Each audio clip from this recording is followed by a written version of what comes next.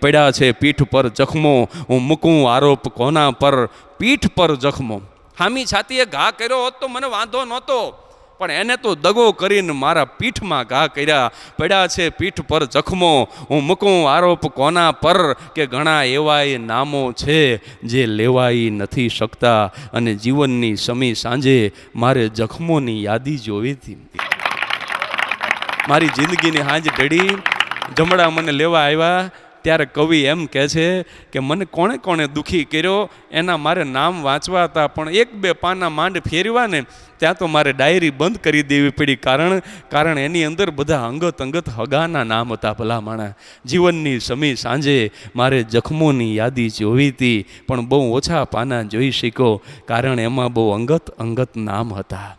અને એનાથી આગળ વાત કરીએ મિત્રો તો પછી આવે માલધારી. આ ભરવાડ ને રબારી ને જે બધા રહ્યા ને પશુપાલન કરીને જે જીવન જીવે એ માલધારી આવે, કે માલધારી ખડતલ ખાસો હોય અને વગડે રાત વાસો હોય. માલધારી પોતે ખડતલ બહુ હોય અને વગડામાં રાત રહેતો હોય, પણ એનો એક સ્વભાવ છે, તમે જોજો, એ કોઈ દી પલાઠી વાળીને બેહે નહીં. કોકના ઘરે ખાવા જાય ને તો એ પલાઠી વાળીને ન બેઠો હોય, એ ઉભડક પગે બેહે.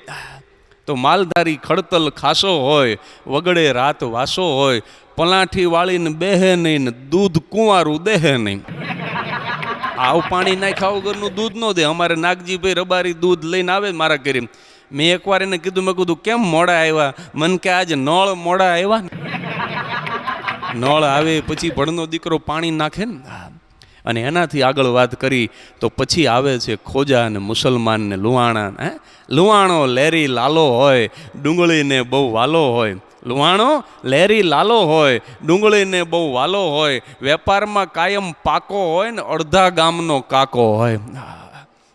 એને બધા કાકા કાકા કરતા હોય. હા, અને એનાથી આગળ ખોજા, કે ખોજો કાયમ સોજો હોય, કદીન માથે બોજો હોય.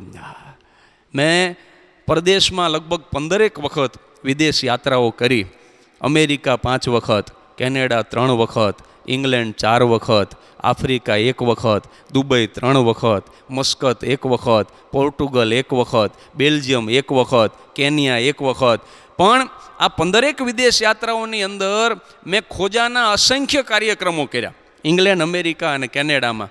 પણ મેં એ નાત વિશે જોયું છે કે કેવી હોય એ નાત, કે ખોજો કાયમ સોજો હોય, કદીન માથે બોજો હોય. એની માથે કરજ ન હોય, કારણ કે એને એ રીતે જીવન જીવવાનું શીખવવામાં આવ્યું છે કે પછેડી હોય ને એટલી જ હોડ તાણવી, કે ખોજો કાયમ સોજો હોય, કદીન માથે બોજો હોય, ઉજળો કાયમ વાને હોય. ખોજા રૂપાળા બહુ હોય, ઉજળો કાયમ વાને હોય, અને સાંજે કાયમ ખાને હોય. ટાઢ તડકો અને વરસાદ ગમે તે ઋતુ હોય, શરીરમાં મજા હોય કે ન હોય, પણ હાંજ પડે ને એટલે ખોજો જમાત ખાને પહોંચી જાય. મુસલમાન કેવો હોય, કે મુસલમાન દિલનો નેક હોય, નમાજની એને ટેક હોય. મુસલમાન દિલનો નેક હોય, નમાજની એને ટેક હોય, પાન અત્તરનો ચેલો હોય, અને ઉરસ વખતે ઘેલો હોય. એ ભલે કદાચ એ કેસેટની લારી કાઢતો હોય, કે એને પાનનો ગલો હોય, કે ગમે એવી મજૂરી કરતો હોય, પણ દાદાનું ઉરસ આવે ને એટલે હોહોની નોટના ગોળ એ મુસલમાન કરતો હોય. એટલે મુસલમાન દિલનો નેક હોય, નમાજની એને ટેક હોય, ઉરસ વખતે ઘેલો હોય, અને પાન અત્તરનો ચેલો હોય. અને એનાથી આગળ વાત કરીએ ને તો પછી વણકર આવે, હરિજન આવે, પછી દેવી પૂજક સમાજ આવે, ઢોલી વાલ્મિક સમાજ આવે. એ કેવો હોય, કે વણકર કાપડ વણતો હોય, તાણા વાણા ગણતો હોય, અંગ ઉઘાડે ફરતો હોય, પણ છતાં ખોટું કરવાથી ડરતો હોય. એ કોઈ દિવસ ખોટું ન કરે. અને હરિજન હરિને વાલો હોય, રામ રટણમાં રમતો હોય. હરિજન હરિને વાલો હોય, રામ રટણમાં રમતો હોય, ધ્યાન હરિનું ધરતો હોય, અને સૌની સેવા કરતો હોય. સૌની સેવા કરતો હોય. અને એનાથી આગળ વાત કરી તો વાલ્મિક સમાજ ઢોલી. એક લગ્નના કાર્યક્રમમાં ઢોલી ઢોલ વગાડતો, ધ્રિબાંગ રડિંગ બામ, ધ્રિબાંગ રડિંગ બામ, ધ્રિબાંગ રડિંગ બામ, ધ્રિબાંગ રડિંગ બામ. ઢોલ ઉપર દાંડી દીધે જાય. અને એમાં એક ભાઈને મોજ આવી ગઈ, 100 રૂપિયાની નોટ લઈ અને આમ ગોળ કરવા ગયા. ઢોલીની નજીક પહોંચ્યાની ભાઈએ સવાલ કર્યો કે તમે તો સૌંદર્યના ઉપાસક લાગો છો. ઓલો ઢોલી કે શેના ઉપરથી કહો છો? આ કપડાએ ફાટેલા પહેર્યા છે. તો કે ઢોલની બે બાજુએ તમે સુંદર સ્ત્રીના ચિત્રો દોર્યા છે. ત્યારે ઓલા ઢોલીએ કીધું કે ઉપાસનાજી હું કાંઈ નથી, આ બાજુ ફોટો છે ને મારા હાહુ છે, અને આ બાજુ છે એ મારી ઘરવાળી છે, ઘરે હું હાલતું નથી એટલે અહીંયા ભૂકા કાઢી નાખું. ધ્રીબાંગ ધ્રીબાંગ ધ્રીબાંગ મંડાણો. પછી ખબર પડી કે આટલું બધું ઢોલ હુકામ વગાડે. પણ ઢોલી કેવો હોય કે ઢોલી ગામને પાદર હોય. હા, ગામને પાદરમાં ઢોલી રહેતો હોય. ઢોલી ગામને પાદર હોય, સૌના માટે આદર હોય, આખાય ગામ માટે એને આદર હોય. અને એનાથી વિશેષ મિત્રો, જ્યારે સારો પ્રસંગ હોય ને ત્યારે ઢોલી વગર મારો ને તમારો પ્રસંગ કોઈ દિવસ દીપે નહીં. ઢોલ તો જોઈ અને એનો હાદ મિત્રો છે ને આખું ગામ સાંભળે. કંઈ પણ એ ત્રિબાંગ ત્રિબાંગ ત્રિબાંગ કરતો નીકળે કે હાદ સાંભળજો ત્રિબાંગ ત્રિબાંગ, અને ત્યાં તો બધા આમ હરવા કાન કરી નાખે. તો ઢોલી ગામને પાદર હોય, સૌના માટે આદર હોય, હાદ એનો સાંભળે હવ અને વાલ તહેવારે વાલો બહુ. હાદ એનો સાંભળે હવ અને વાર તહેવારે વાલો બહુ. અને છેલ્લે દેવી પૂજક સમાજ વાઘરી સમાજ આવે કે વાઘરી દેવીને વાલો હોય અને કસટ પડે કાલો હોય.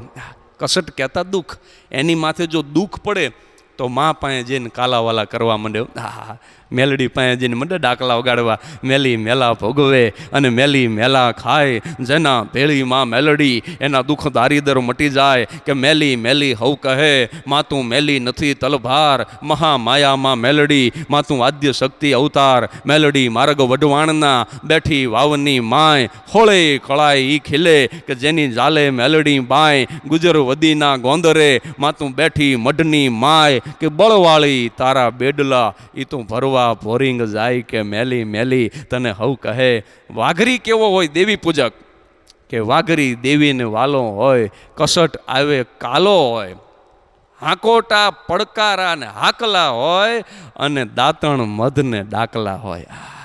તો મિત્રો, આ 18 વરણ જે છે આ ગામડાની અંદર જીવતી આ 18 વરણની આ જે પ્રજા છે મિત્રો, એ એક જ કૂવામાંથી, એક જ વાવમાંથી, એક જ વીરડામાંથી પાણી લાવી અને પોતાના ઘરે ગોરામાં ભરતી હોય. નહીંતર હમણાં મારા ઘરની બાજુમાં કાર્યક્રમ હતો ને, અંબાલા લાવ્યો. મને કે જગદીશભાઈ પાણી ક્યાં? મેં કીધું માટલામાં. મને કે માટલું ક્યાં? મેં કીધું રહોડામાં. મને કે રહોડું ક્યાં? મેં કીધું મારા ઘરમાં. મને કે ઘર ક્યાં? મેં કીધું સુરેન્દ્રનગરમાં. મને કે સુરેન્દ્રનગર ક્યાં? મેં કીધું ગુજરાતમાં. મને કે ગુજરાત ક્યાં?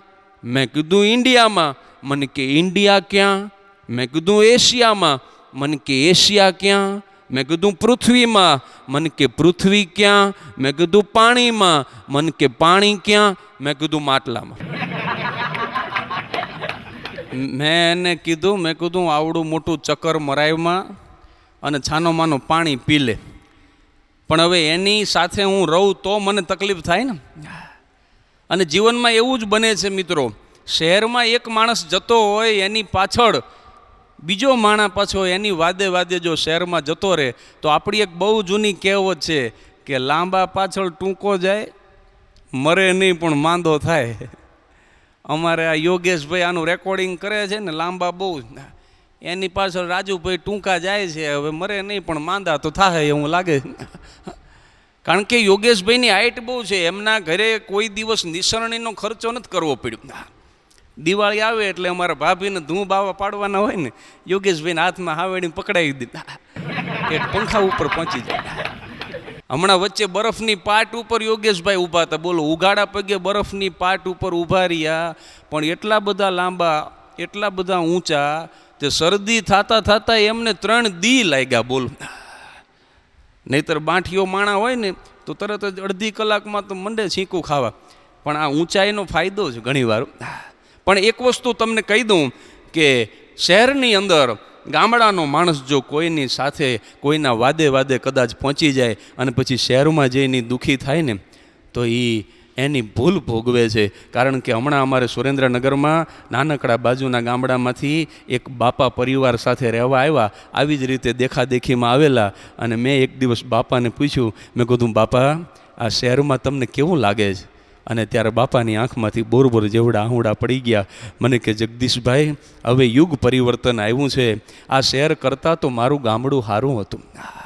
કારણ કે હવે તમે જોજો, બહેનોની અંદર જ્યારે એને પ્રસૂતિ આવે, એને જ્યારે સુવાવડ આવે, ત્યારે જે સિઝેરિયનના કિસ્સાઓ બને છે, પેટ ચીરી અને બાળક લેવું પડે છે ને, એનું કારણ એ છે કે શહેરની સંસ્કૃતિએ બહેનોના જીવન ઉપર આક્રમણ કર્યું છે. પહેલાંના જમાનામાં બહેનો હાથે છાણા થાપતી, હાથે હંજવારી લઈ અને પોતે વાસીદા વાળતી, કચરા કાઢતી. અત્યારે હંજવારીની જગ્યાએ ઓવર આવી ગયા, અત્યારે ઘમર વલોણાની જગ્યાએ મિત્રો ગ્રાઇન્ડર અને મિક્સચર આવી ગયા. અત્યારે તમામ જીવનની અંદર પહેલાં તો છાણા થાપીને ચૂલા હળગાવતી, અત્યારે ચૂલાની જગ્યાએ ગેસના બાટલા આવી ગયા. માટીની સરસ મજાની કુંભારના નિંભાડામાં તપાવેલી તાવડીમાં રોટલા ઘડતી આપણી બહેનો દીકરીઓ, એની જગ્યાએ અત્યારે લોઢાની તાવડીઓ આવી ગઈ. એટલે તમામ વસ્તુની અંદર પરિવર્તન આવ્યું, કસરતનો સદંતર અભાવ થઈ ગયો. અને એટલા માટે થઈને અત્યારે આપણે પ્રસૂતિના સમયે આ દેશની સ્ત્રીઓના, આ દેશની માતાઓના પેટ ચીરીને બાળક લેવું પડે. અને હમણાં તો અમારે સુરેન્દ્રનગરની એક હોસ્પિટલમાં એક છોકરો જન્મો ને, તે જન્મતા વેત બોલો ઠેકડો મારીને પંખે ટીંગી ગયો. બોલો, એટલા છોકરો જન્મતા વેત પંખે ટીંગી ગયો. થોડીક વાર થઈ ત્યાં નર્સ રોવા માંડી ભેંકડો તાણીને. તો કોકે પૂછ્યું, નર્સ રોવે શું કામ? તો કે આ જન્મતા વેત મારી વીંટી લઈને પંખે ટીંગી ગયો. હવે જન્મતા વેત નર્સની વીંટી કાઢીને ભડનો દીકરો પંખે ટીંગી જાય. પછી તપાસ કરી હતી, એનો બાપ તો મોટો ખિસ્સા કાતરું ને એનો દાદો તો વળી એના કરતાંય મોટો ઘરફોડીનો નિષ્ણાત. એટલે ચોરના દીકરા તો ચોરી જ કરે. પણ અમારે એક સુરેન્દ્રનગરમાં બાપુ છે, એક અમારા નાથુભા બાપુ, તે નાથુભાના ઘરે ચોરી થઈ ગઈ. બોલો, તે દોડાદોડ નાથુભા પોલીસ સ્ટેશન ગયા ને જમાદારને ફરિયાદ લખાવી કે ફરિયાદ લઈ લ્યો. કે શું થયું? તો કે ચોરી થઈ ગઈ. પણ કે શું ગયું? અરે કે ઘરમાંથી જેટલી વસ્તુ હતી બધી ચોરી ગયા, ખાલી એક ટીવી રહી ગયું. તે ઓલા જમાદારને વેમ પડ્યો, એ કે બાપુ બધું લઈ ગયા તો ટીવી શું કામ ન લઈ ગયા? બાપુ કે ટીવી તો હું બેઠો બેઠો જોતો હતો ને.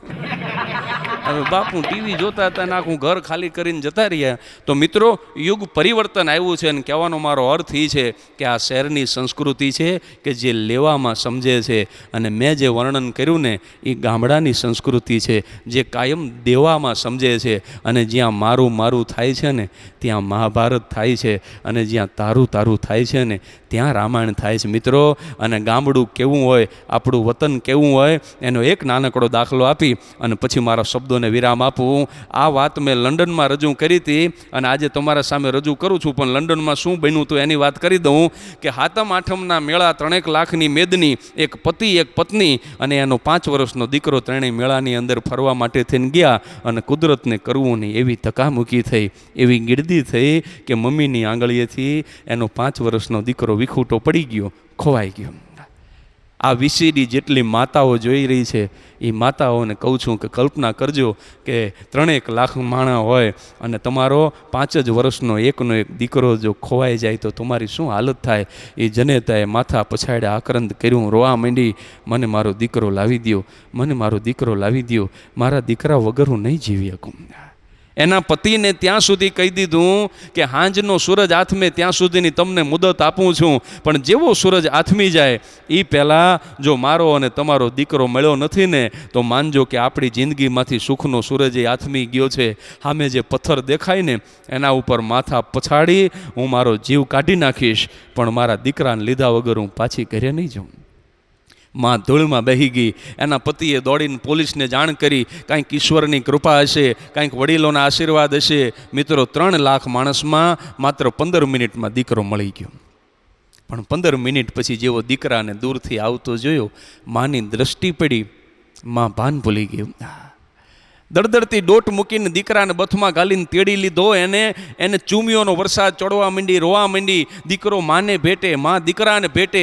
આ દ્રશ્ય એના પતિએ જોયું ને એના પતિએ કીધું કે સાંભળું, હવે આપણે મેળામાં નથી જવું. એની વહુ કે આ મેળામાં તો નથી જવું, પણ હવે જિંદગીમાં કોઈ દી એકેય મેળામાં નથી જવું. હાલો અત્યારે ને અત્યારે આપણે આપણા ઘરે પાછા જતા રહી. અને ત્યારે પુરુષ બોલ્યો છે મિત્રો, આ આખી 1 કલાકની વીસીડીનો સાર આ વાત છે કે પુરુષ તે દિવસે રોતા રોતા રોતા એટલું બોલ્યો કે હવે નથી મેળામાં જાવું કે નથી મારે આપણા ઘરે જાવું, પણ અત્યારે ને અત્યારે મારે મારા દેશમાં જાવું છે, મારે મારા વતનમાં જાવું છે, મારે મારા ગામડે જાવું છે. કારણ કે માત્ર 15 જ મિનિટમાં તારા દીકરા વગર જો તારી આવી હાલત થતી હોય તો ગામડે મારી માં મારા વગર 15 વર્ષથી એકલી રહે છે. એ બુઢી અને આંધળી જનેતાની શું હાલત થઈ હશે. મારે મારી માને મળવા જાવું છે. તો આ ગામડું છે મિત્રો, અને એટલા માટે શહેર મૂકી અને ગામડામાં જવાય તો પાછા જાજો, પણ ગામડું મૂકીને કોઈ દી શહેરમાં ન જાશો. પીડ જોઈને પાડોશીની પડતું આંસુ ખારું હતું, તમારા શહેર કરતાં તો એ ગામડું મારું 17 દરજે સારું હતું, 17 દરજે સારું હતું.